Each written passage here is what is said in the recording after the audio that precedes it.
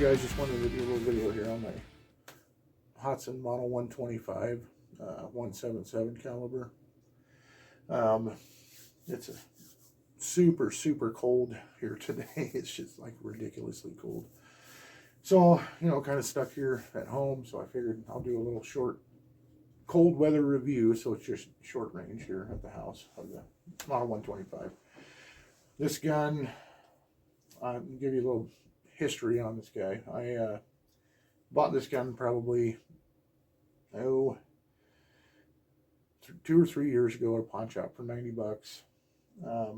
It had a synthetic thumb hole stock that came with it, which you might ask yourself, well, why do you got it in that one? Well, I'm left-handed, so that thumb hole stock was no good to me. I still have it. If anybody out there is interested in a 125 synthetic thumb hole stock, let me know. Send me an email at BigJsCustom@gmail.com. If you're interested in that, well, we can work something out if you want it. Anyway, so I ended up getting this stock from Hatsan. And I shot a little bit, and the thing was just horrible to shoot. Just absolutely horrible. It was really violent. And there was a lot of twang, which I know some guys out there might be like, well, yeah, the brake barrels twang, especially these like super mags like this. But this thing was really bad, really bad, and you just couldn't control it. It was all over the place.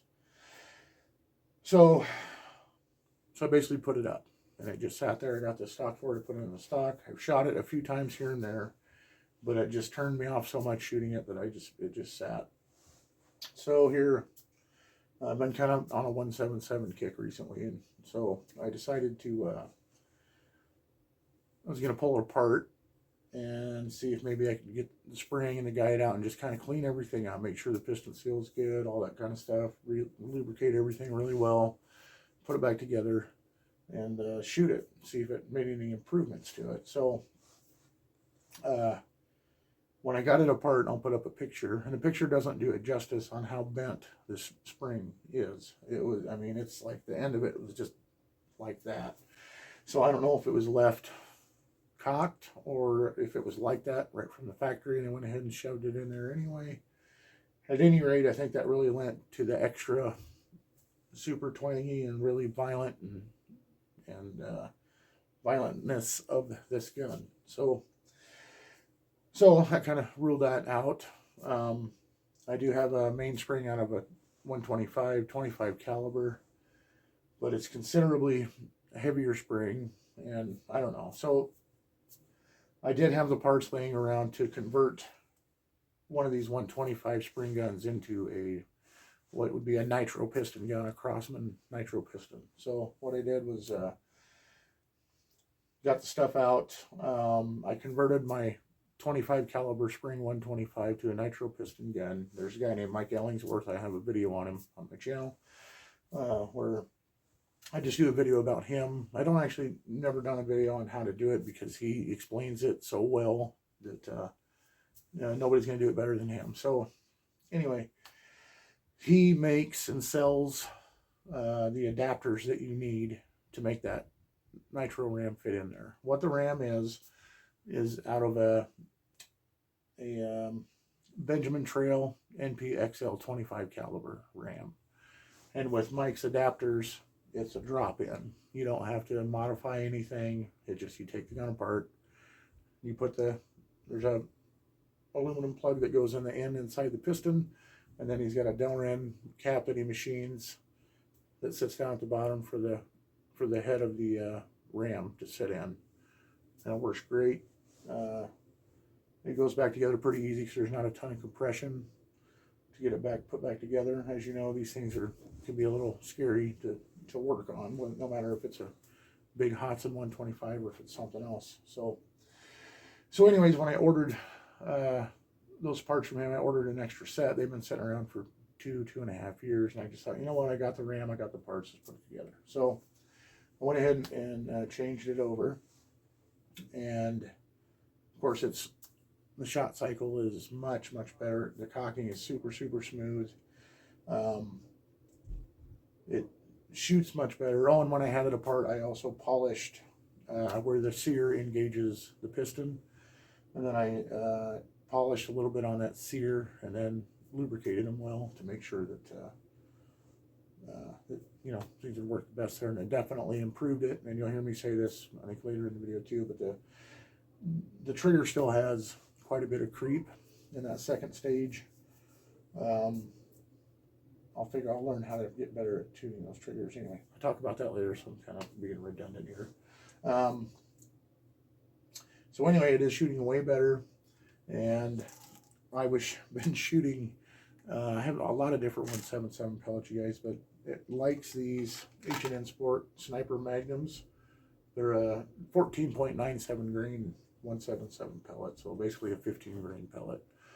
That's pretty heavy. 177 pellet. I have some other ones like my 10.5 Crosman domed, the Ultra Mags, the Hades 10.34s. I have some like these things are 10.03 Sig Sauers. I couldn't go any lower than this because they go supersonic. It sounds like a 22 going off. So I ran a couple of those through the chronograph, and the 10.5 grain Crosmans were traveling at 1077 out of this gun with that ram in it. So for here at home, stuff like that is not so good. So it seemed to like these better than the JSB Monster 13.43s, and it seemed to group a little bit better. So it's shooting these at, let's see, got a reference my paper here. 845.94, so we'll call it 846 feet per second, with a 15 grain pellet. So it's 23.8 foot-pounds. Let's call it 24 foot-pounds. So that's pretty good for a 177. I did want to talk a little bit, and I'll try to work this in here. I'll try to remember to put it in pictures, but it's not a big deal. Like I said, I've had the gun for a long time. I never did clean the barrel. I have no idea how much or how little this gun was shot. So I'm shooting groups with the Sniper Magnums and the JSBs, and I'll try to put it in right about in here. That you'll see it. There's a couple of groups. One's the JSBs and one's these, and it's just not very good. They're not very good. And I thought, you know what? I've never cleaned that barrel. I'm gonna go ahead and clean it. Generally, when I get a new air gun, whether it's new or used, I know a lot of guys will clean them right out of the box. I don't. I will shoot them first. I'll do some pellet testing with them first, because I've had several guns that is, when you get them and you find a pellet that it likes and it shoots great, you don't need to clean the barrel. Some though, they need to be cleaned. This barrel was really dirty. I started running through patches through it, and it was super, super dirty. So we got it pretty cleaned up, and the group's tightened up a lot. So, and I shot a little clip, and we'll put it in here somewhere. So that made a big difference in the groupings. I'm still not totally satisfied with the groups, guys. It was, you'll see at the shooting portion of it, not bad at all. The gun, I also ran a couple of these bigger, heavier pellets through the barrel, and one of the things these Hatsan guns can be kind of known for is not having the greatest barrels or loose bores, and this one definitely has a loose bore. There was hardly any resistance at all on the pellet, even at the end where the choke's supposed to be. I mean, there was pretty much nothing. I mean, there were markings on the pellet from the rifling, but they weren't like really dug in or anything like that. So, which, you know, they don't have to be, but it feels like a pretty loose bore to me. So I've actually got some slugs coming for it with the with getting over 1,000 feet per second with those 10.5 grain Ultra Mags. I'm getting some little over 10 grain slugs for it, and I'm hoping with the slug being in contact, the whole slug with the barrel, with the rifling, I'm hoping to be in the high 900s with them and be able to shoot out to 50, maybe even 100 yards with it, just depending on how well it does. So I'm kind of excited about that, to see if we can turn this thing into a slug sling and break barrel. and we'll see how that goes. That'll be for another video. It's going to be an ongoing thing, I think, with this gun, so we'll see how it does. So anyway, so I talked about the conversion, what cleaning the barrel did for it. Let's get over to the shooting portion of it, and you guys can see how it groups, and we'll go from there.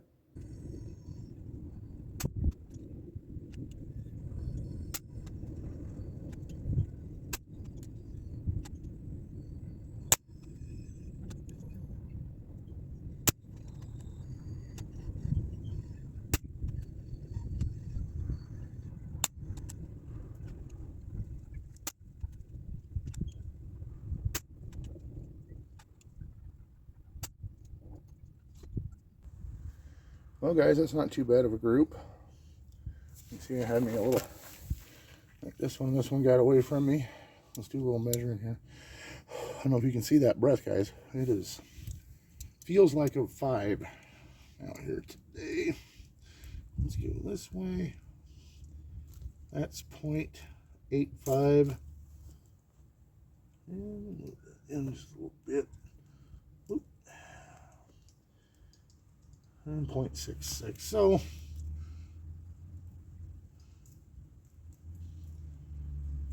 I'll just say 0.85, guys, 0.89. So pretty close to an inch. Only 18 yards. I think the gun can shoot better than that. I just got to get used to it. All right, guys, I just thought I'd do a quick trigger pull weight for you. If you guys are familiar with Hatsan, especially their brake barrels and things like that, their triggers can be pretty heavy. It is the Quattro trigger, so it's very adjustable, but I am by no means a master tuner of this particular trigger. But I do have it down to between 3 and 3.5 pounds. We'll try the old trigger pull here, and hopefully it still shows me the same thing. Using this Wheeler pull gauge I got off of Amazon. They're cheap.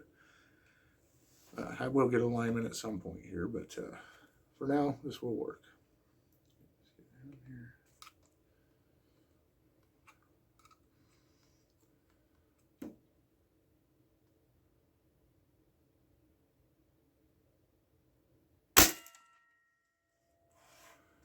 By that time it broke right at 3 pounds.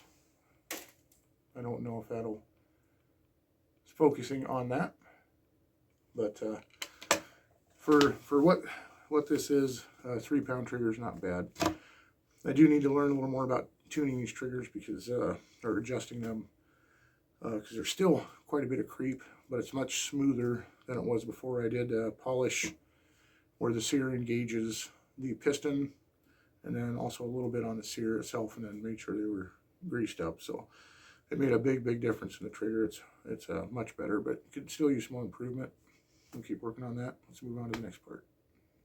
I think the deviation here is not too bad. It's not the best either. I do have other brake barrels that'll shoot tighter than that, but it's not bad. Well, that's going to be it for this one, guys. Going a little longer than I like. I tried to, my goal was, you know, to keep them under 10 minutes, but these last couple of ones just hasn't worked out that way. So about 15 minutes. So anyway, this is a kind of a work in progress. I just wanted to share it with you guys. I really do like this gun. I really love my Hatsans. So anyway, stay tuned for the next one, and I'll see you later.